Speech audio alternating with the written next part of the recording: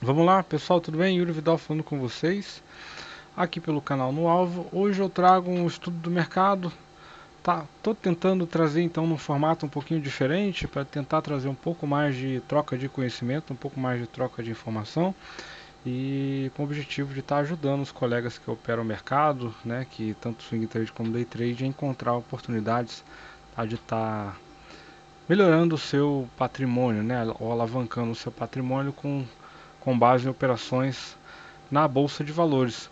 Então vamos dar uma olhada, vamos direto ao assunto, olhar um pouquinho aqui para o Ibov e hoje eu quero comentar, né, sobre possíveis sinais de fundos, tá? Mas não é no Ibov que eu vou falar sobre este assunto e já já vamos chegar nos ativos, onde vamos poder visualizar um possível sinal de fundo, um sinal até comprador de fundo que até oferecer uma operação vencedora, tá? E não é no Ibov, mas vamos começar pelo Ibov, que é né, o nosso índice nacional, tá? O Ibov hoje chegou a abrir e tentou subir, né? Abriu, caiu um pouquinho, depois voltou com bastante força compradora, o mercado estava até bem animado na alta e tentando atacar as máximas, até tentou trabalhar acima da máxima anterior, não conseguiu. Sentiu ali a região como resistência, voltou tudo, acabou fechando no negativo e acabamos fechando o dia com uma queda de 0,52%. Inclusive estamos fechando perto da mínima de semanal, tá? Da mínima da semana anterior.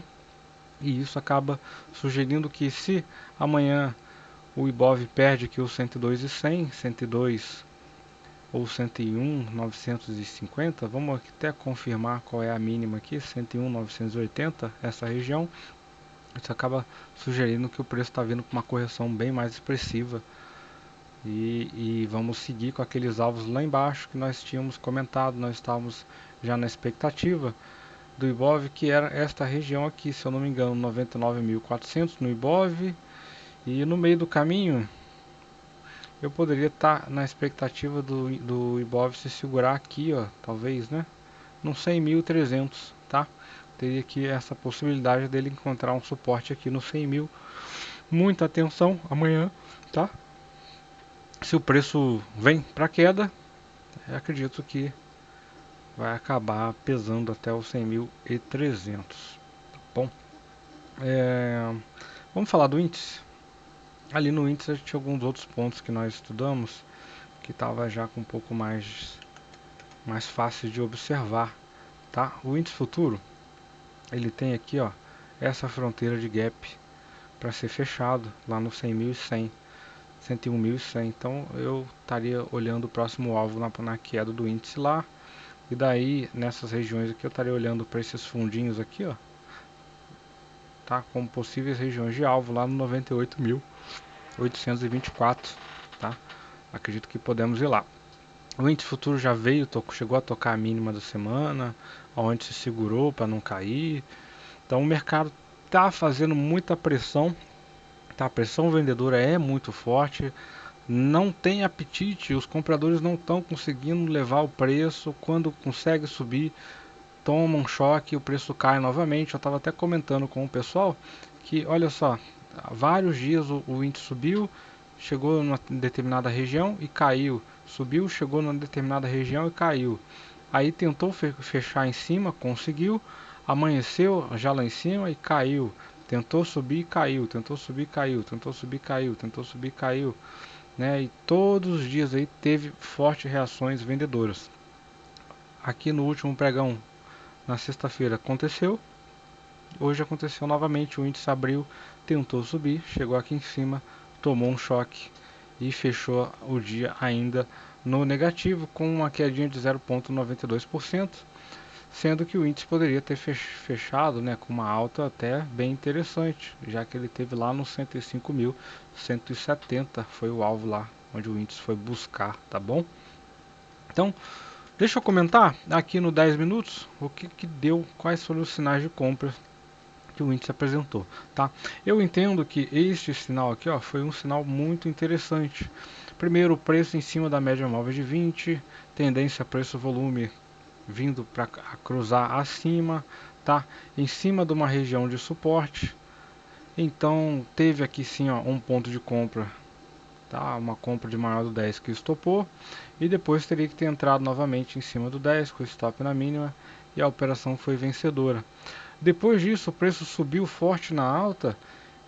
Esse cenário eu achei muito legal, tá? Perceba que o preço subiu, corrigiu até a média móvel de 20, aqui rompeu uma máxima novamente e deu mais uma operação vencedora. Se eu colocar aqui a relação risco-ganho, ó, eu tive aqui, ó, 1 para 161 do risco, 1 para 3, tá? O verde lá é 3 vezes o risco e o azul aqui é 161 do risco, uma operação vencedora com até 3 vezes o risco. E teve aqui uma segunda operação vencedora com também 3 vezes o risco. Ou seja, se você fez duas operações no índice com risco de R$ 100 nesta faixa aqui, você teve 300 lá em alvo e fez mais uma aqui com risco de 100 e teve mais 300 na ponta compradora, só na ponta compradora, tá?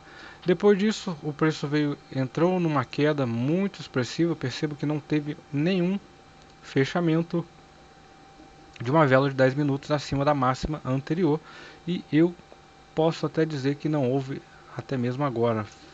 Aconteceu um fechamento muito próximo aqui nesta vela, porém nem me parece que foi acima da máxima anterior. Então o que eu quero dizer para vocês, tudo isso aqui do índice é uma única onda de 10 minutos, tá? Então a pressão vendedora está realmente muito forte no dia de hoje no índice futuro.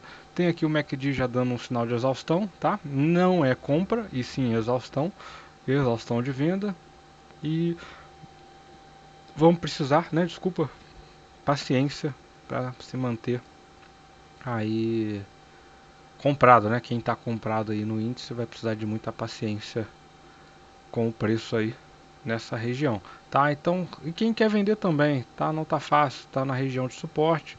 Então, as vendas abaixo do 500 aqui pode ser mais saudáveis, tá? Ou ele sobe, chega aqui em cima e deixa um sinal de venda mais interessante perto do topo anterior, aí sim.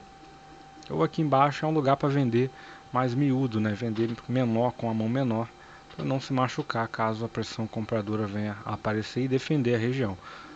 Paciência, abaixo do 500 facilita para vender o índice futuro, e pode sim começar a surgir oportunidades de compra nesta faixa de preço, tá? Porém, situação difícil, né? A comprar. Eu ainda considero como um ponto difícil aí para estar entrando comprado, embora eu acredito que o 60 sim precisa de uma retração desse último movimento aqui antes de cair, tá bom? Vamos falar do dólar rapidinho. O dólar também foi muito bonito hoje, apesar de um dia pequeno, um dia com uma amplitude pequena.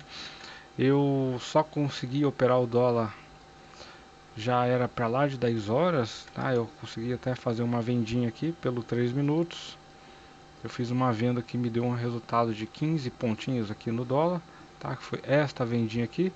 Teve mais, chegou a dar 25 aí no total. Eu saí com 15, tá bom?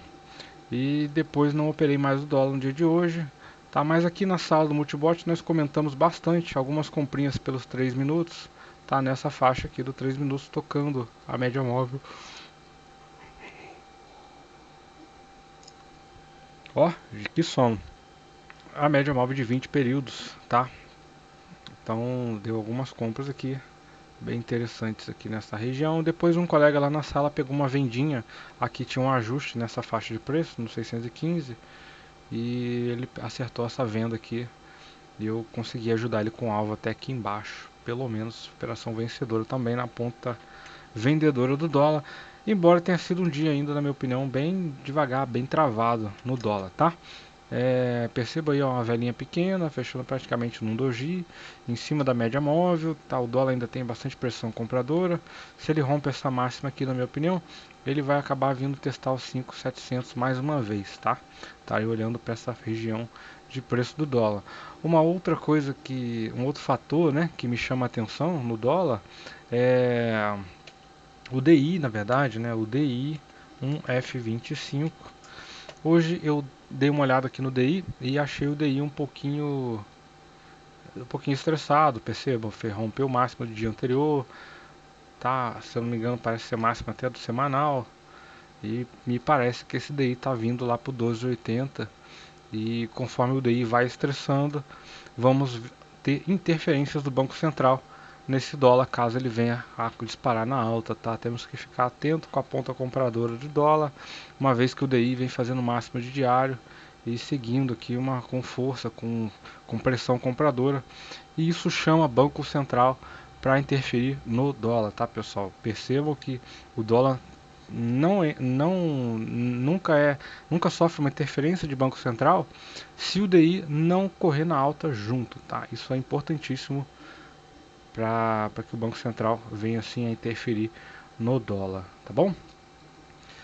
Então, paciência com o dólar também, me parece aí bem mais comprador, tá? No contexto gráfico, tá? Se romper essa máxima aqui, vamos lá para os 5,70. Se amanhã se lateralizar, favorece um pouco mais as correções aí, tá? Do curto prazo aí desse cenário de dólar. De repente poderíamos até ver o dólar vindo em queda realmente, né? Perdendo uma mínima de diário e mandando esse pivô, né? Testando esse pivô aqui de diário. Tá numa região até boa para isso acontecer, mas enfim, né? O dólar vem mostrando uma pressão compradora muito forte. Eu ainda acho arriscado uma venda, tá? Nessa condição gráfica que se apresenta, tá? Então, vamos lá. O que eu queria comentar com os colegas hoje aqui são sinais de fundo que eu observo no mercado e claro que nem todo papel respeita muito bem o sinal. Muitos desses sinais acabam estopando, principalmente em situações em que o papel está em tendência de baixo, como por exemplo a Vale, uma Brap, tá? Mas olha só uma situação onde eu encontrei um Harami de fundo, né? Juntamente com uma divergência de estocástico, tá? Aqui na Brap tinha um fundo praticamente o mesmo nível, tá? Este candle aqui violou brevemente o fundo anterior e eu tinha aqui o estocástico com uma inclinação muitíssimo aguda, muito forte a inclinação do estocástico, e junto tinha aqui um padrão de candlestick, né? O Harami, tá? Que é o Harami, precisa ser desta forma, tá? Um candle de venda. Vou fazer ele vermelho aqui para ficar mais tranquilo. E o candle seguinte, ele precisa ser em cor oposta e um inside bar, tá? Então ele deve ser obrigatoriamente um inside bar, ou seja, a máxima e a mínima deste candle aqui precisa estar dentro do candle anterior, tá? E esse candle precisa ser de cor oposta, isso sim é um Harami. Junto com o cenário de divergência, a BRAP 4, tá, rompeu a máxima, tá, com o stop na mínima. Eu gosto sempre de posicionar o stop no fundo e já até proporcionou um movimento com uma alta ali de aproximadamente aqui da entrada, tá, chegou a dar 4,65% no único dia, operação vencedora, tá? Eu já considero como operação vencedora. No entanto, tá, para esta relação risco-ganho, teve aqui praticamente 1 para 1. Numa operação contra a tendência, lógico que você tem mais chance de tomar stop. Seria saudável você também alongar o seu alvo, já que você está tentando pegar uma reversão de tendência, tentar um alvo maior, já que você tem mais chance de tomar stop, a remuneração maior seria mais justo, tá? Mas eu entendo que tem operadores que, uma vez que tem 4% num dia, já pelo menos faz um parcial ou realiza a operação, tá? Aí fica a critério do investidor. O que eu quero mostrar para vocês é que a operação, de certa forma, já é vencedora com 4% de lucro. Tá bom? Num contexto de Ibov em tendência de baixa, eu particularmente colocaria no bolso, tá? Este lucrinho aí de BRAP 4. Uma situação, um papel que foi parecido, foi a Vale 3. A Vale 3. Porém, a Vale 3 fez um Harami? Fica a pergunta e eu quero que você responda no comentário abaixo, tá? Se aqui é ou não um Harami, tá bom? E a divergência, tá? Muito bonita, tá bom?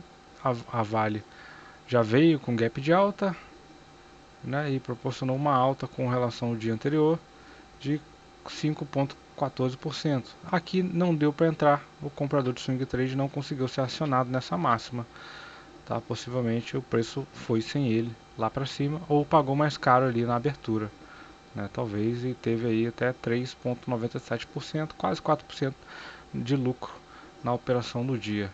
Então fica sempre ao critério do operador a botar no bolso ou não. Lembrando que o papel está em tendência de baixa, tá? A chance dele vir e perder esse fundo aqui ainda pode acontecer. A operação na ponta compradora é de alto risco. Porém, o que eu quero trazer para vocês é o critério, né, uma possível formação de fundo que você pode encontrar em demais gráficos ali, né, com auxílio do indicador estocástico, como eu demonstrei aqui para vocês, tá bom? Então, depois aqui como destaque no dia eu tenho aqui a Local Web, tá? Inclusive a Local Web passou por algum tipo de investigação no dia 17, se eu não me engano, tá? Eu tenho até aqui a informação, deixa eu ver se eu encontro aqui para vocês. Ó, tendo em vista as últimas oscilações registradas com os valores mobiliários da emissão dessa empresa, o número de negócios e quantidade de negociados conforme abaixo, vimos solicitar que seja informado dia 17/11 se há algum fato conhecido de Vossa Senhoria que possa prejudicá-lo. Na verdade, isso foi um comunicado aqui, deixa eu colocar aqui na tela, da CVM, tá? Para a Local Web, e a Local Web acabou respondendo dizendo que não houve nada que justificasse a, a oscilação elevada de preços, tá? No dia 17, se eu não me engano, tá? Na verdade, no dia 16 aqui, ó. Então a Local Web estava passando aí por esse tipo de cenário. Eu acredito que foi esse o fator, tá? Não sei dizer, que levou a uma queda expressiva da Local Web aqui, ó, nos últimos dias. Tá? A Local Web pesou legal. Bem que aqui foi antes, né? Foi dia 12, depois o dia 16, que foi o tal dia, né? Em que aconteceu. Depois caiu bastante no dia 17, e de repente quando a empresa recebeu a notificação do CVM, tentou subir, mais uma vez aqui tomou um choque, né, e veio na queda, né, acabou até acionando uma vendinha muito bonita, tá? Aqui, ó, deixa eu até ler aqui o ofício, né, para que fique esclarecido. Em resposta ao referido ofício da B3, a companhia esclarece que não há qualquer fato potencialmente relevante que justifique a oscilação registrada, bem como o maior número de negócios e quantidade de ações negociadas no pregão mencionado. Então, ou seja, o diretor financeiro e relações com investimentos da Local Web disse que não sabe explicar por que houve, né, essa movimentação hostil, né? Vamos ver se a gente consegue identificar no gráfico de Local Web lá no dia 16 algum tipo de situação como essa, e e talvez tenha aí assustado um pouco os investidores, tá? Não, pelo menos ali pelo o gráfico aqui eu não estou visualizando nada, mas de qualquer forma ela recebeu aí uma notificação de possível, né, movimentação hostil da Local Web, e eu acredito que isso pode ter influenciado nessas quedas aqui do dia 18, né, e hoje, né, no papel, pesou bastante, tá bom? Depois aqui, a critério de estudo, tá? Somente estudo, não como recomendação. Eu tenho aqui uma condição interessante para Coca-Cola, tá? 34, inclusive esse vídeo já vai ser postado depois que o pregão acabar, para que não seja interpretado como recomendação. Mas eu tenho aqui a Coca-Cola sentada numa média móvel de 72, né? Com tendência preço-volume cruzado acima, né? Enfim, tá num contextozinho até bem interessante. De repente, o pessoal que olha para Fibonacci poderia também considerar aqui a retração de toda essa pernada, ó, o preço vem nos 50%, de repente volta a subir. A Coca-Cola poderia estar aí numa condição até bacana aí, possibilitando aqueles que estão dispostos a tomar risco no papel, tá, a encontrar uma oportunidade de crescimento, tá, aí no papel. Lembrando que temos aqui essa região como uma resistência e precisa ser rompida, tá? E ter fechamentos acima dela para acreditar que Coca-Cola pode até subir um pouquinho mais, né? Poderia, quem sabe, repetir essa pernada anterior, tá? Vamos colocá-la daqui, ó, até lá, com alvo lá nos R$ 56, enfim. Eu particularmente, se eu fosse fazer esse trade, eu estaria olhando aí para a relação risco-ganho, né? Aqui eu já teria pelo menos uma parte da operação no bolso, tá bom? Então, para encerrar rapidinho ali no ISP FUT, só para nós para observarmos como o S&P se comportou no dia de hoje, deixou um pavilzão ali na tentativa de romper a máxima. Os 60 minutos eu estava comentando com os amigos aqui na sala do Multibot, que os 60 minutos estava deixando aqui uma Even Star, tá? Um padrão de candlestick referente a topo. Aqui, ó, deixa eu colocar para vocês direitinho. É esse padrão aqui. Porém, né, o S&P é um ativo aí que, na minha opinião, é péssimo para se vender topo, já que ele está rompendo tudo aí com bastante frequência, pressão compradora, final de ano. Eu particularmente não estaria vendendo um topo de S&P nesse momento, tá bom? Então é isso, pessoal. Espero ter contribuído com vocês. Deixa ali no comentário ali o que vocês acham com relação à Vale, né? Eu expliquei mais cedo que era um Harami e temos aqui a figura. Você que vai dizer agora se é ou não, tá bom? E espero ter contribuído com o estudo de todos vocês ali. Tá dentro do seu operacional, tanto day trade como swing trade. Tá aqui também pontuado no vídeo as minhas operações do dia de hoje. Muito obrigado pela sua presença. Se puder deixar aquele like. Até mais. Tchau, tchau.